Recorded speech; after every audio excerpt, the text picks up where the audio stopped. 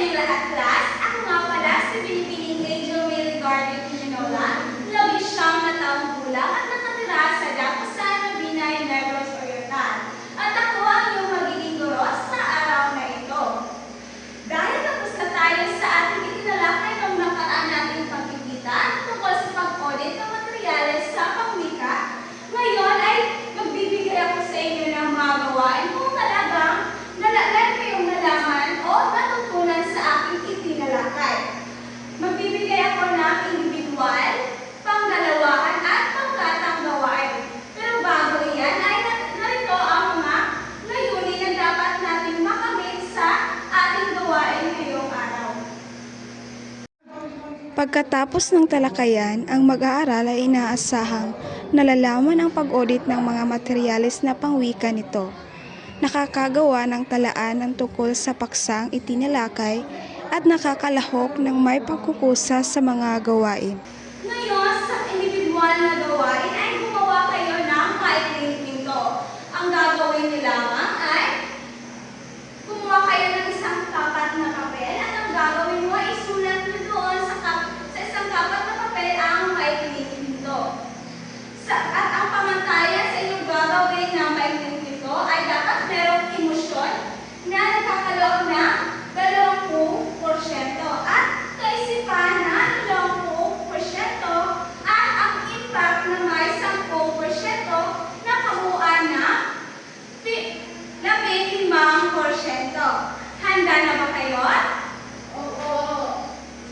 At dahil handa na kayo, ay mag-umpisa na kayo sa inyong gawain maikling pinto na bibigyan ko lamang kayo ng 5 minuto. Umpisa niyo na ang paggawa.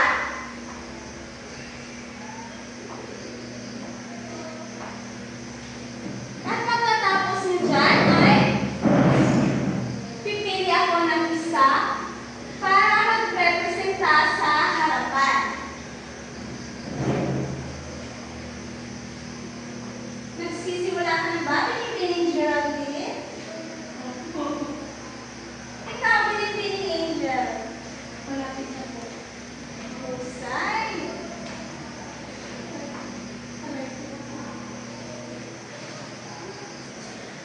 Okay, tapos na ang 5 minuto. Ngayon ay pipili ako ng isang magrepresenta sa harapan ng kanyang ginawang maikling pinto. Sino kaya sa inyo ang pipiliin ko? Binibining Kabuso, maaari ka bang pumunta sa harapan upang ipresenta ang iyong gawang maikling pinto? Palakpakan natin si Binibining Kabuso. Narito ang aking maikling pinto na pinagdala sa bayan. Nasahan na, noong unang panahon, may isang maliit na ibon na nagdadalang maya. Si Maya ay may pangarap na makita ang mundo sa kabila ng mundo. Isang araw, nagpasya siyang lumipat patungo sa kabila ng mundo. Habang patungo siya nakita niya ang mga magagandang tanawin at nakilala ang mga bagong kaibigan.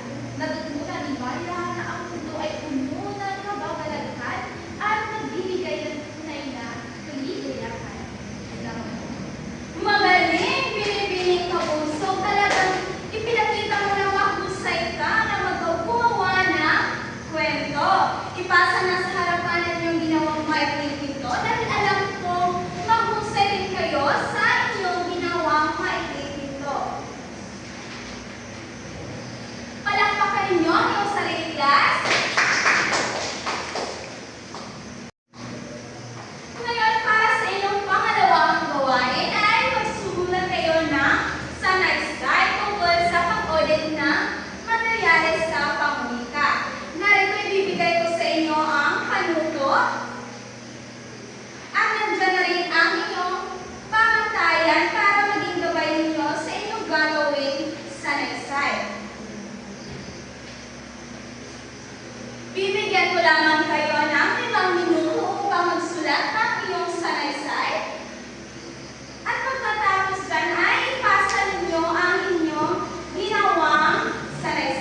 Handa na ba kayo?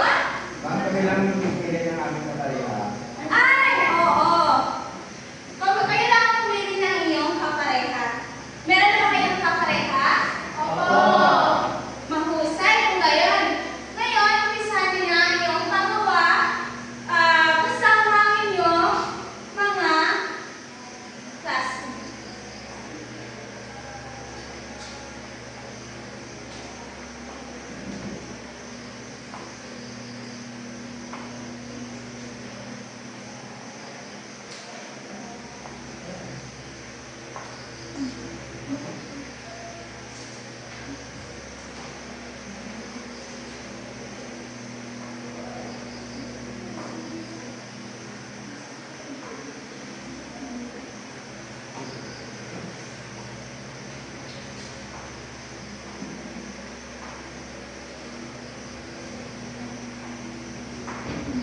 Meron lamang kayong 2 minuto para sa inyong pagsulat.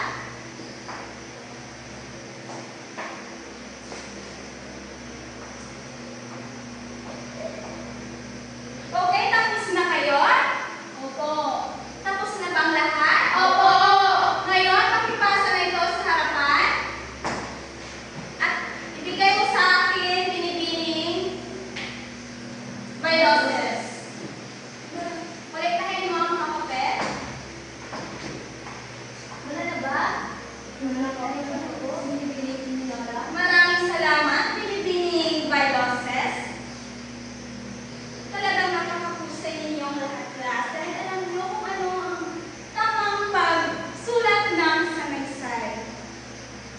Ngayon, sa inyong pangkat ang gawain ay hahatiin ko lamang kayo sa 2 pangkat dahil sa tingin ko ay konti lamang kayo. At ito ang unang pangkat at ito ang pangalawang pangkat. Ang gagawin nyo lamang ay gumawa kayo ng talk show tungkol sa ating itinilakay na pag-audit ng materyales sa pagwika.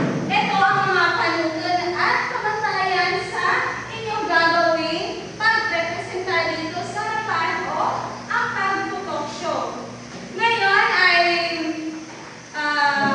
mag-usap-usap kayo ng iyong mga kakupo upang malaman na kung ano ang iyong i-representa ngayon. Ibigyan ko lamang kayo ng 3 minuto upang mag-usap-usap.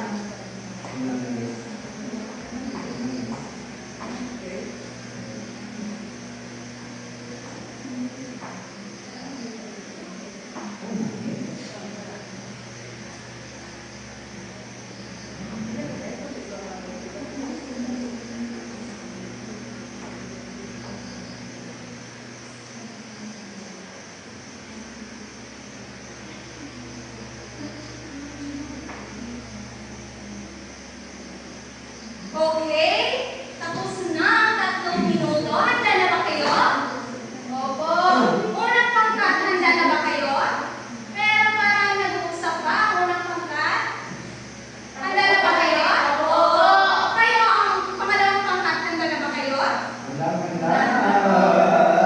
Ngayon, umpisa na natin ang pagrepresenta at ang unang magrepresenta ay ang pangalawang grupo. Palakpakan natin ang pangalawang grupo.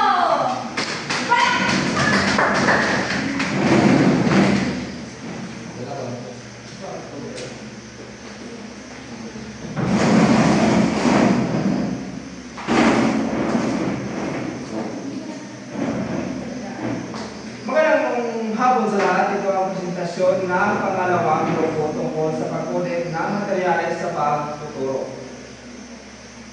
Isang magandang araw sa lahat. Ito ang unang unit.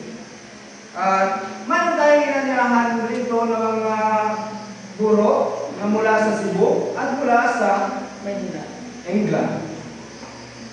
Pero siya ay nagsasalita ng Tagalog o ng Pilipino. Dahil siya ay tubong Pilipino. Palakpakan natin, ito ay si Ginoong Juan at ito si Binibining Jaira. Palakpakan natin sila. Maaari na kayong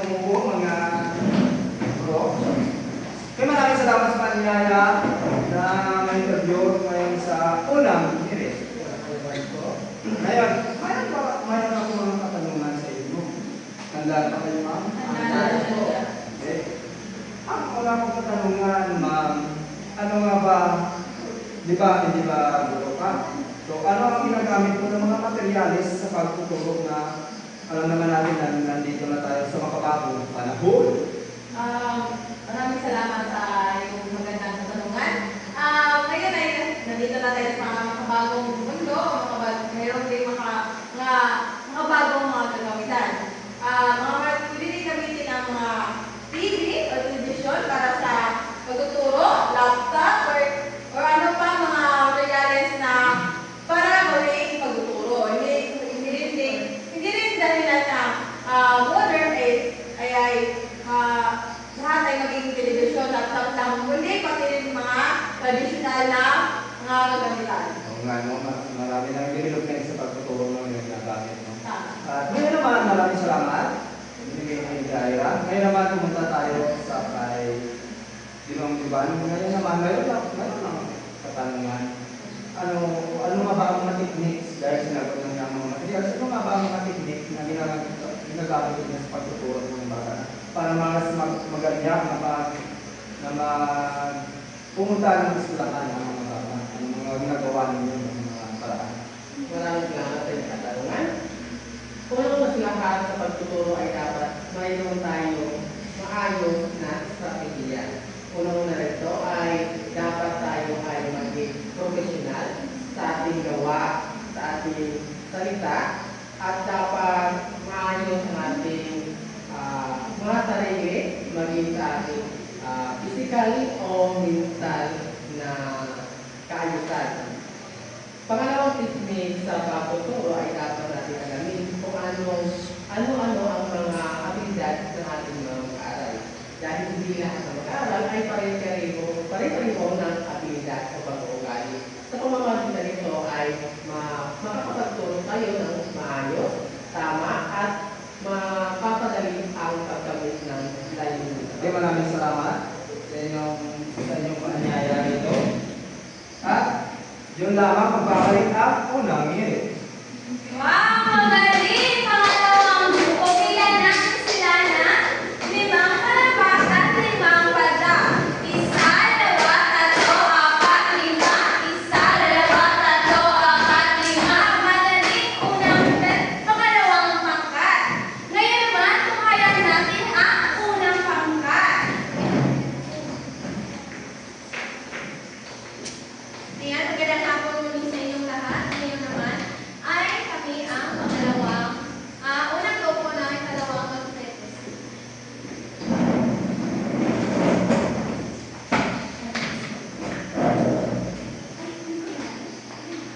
Magandang araw sa ating lahat. Welcome sa ating programang pinamagatang Magandang Buhay. Ngayon, kasama po ang 2 guro mula sa Lungsod Mabinay na si Binibining Lendy Gargoles at Binibining Geraldine Barrotes. Ngayon ay inagadala ko ng makapanayang kayong dalawa. Binibining Gargoles, ano nga ba yung 5 makrong kasanayan? Ang 5 makrong kasanayan ay mga kasanayan ng pagbasa, pagsulat, pagsasalita, at pakikinig. Nagamit niyo ba ito sa klase? Oo, syempre. Hindi naman. Talagang napatunayan ko na kayo ay maraming naibahagi sa inyong mga pag-aaral. At yun lamang at magbabalik ang magandang buhay. Pahusay! Unang pangkat, bigyan din natin ang unang pangkat ng 5 palakpak at 5 padya. 1, 2, 3, 4, 5. 1, 2, 3, 4, 5. Magaling unang pangkat. Ngayon class ay talagang ipinakita niyo sa akin na napakagaling niyo dahil natutunan niyo ang aking mga itinalakay noong nakaraan nating pagkikita. Ngayon ay dito nagtatapos ang ating mga gawain. Maraming salamat sa inyong pakikinig at kooperasyon. Ako nga pala si Angel May Garlic Minola, yung guro sa araw nito at paalam na sa inyong lahat. Maraming salamat.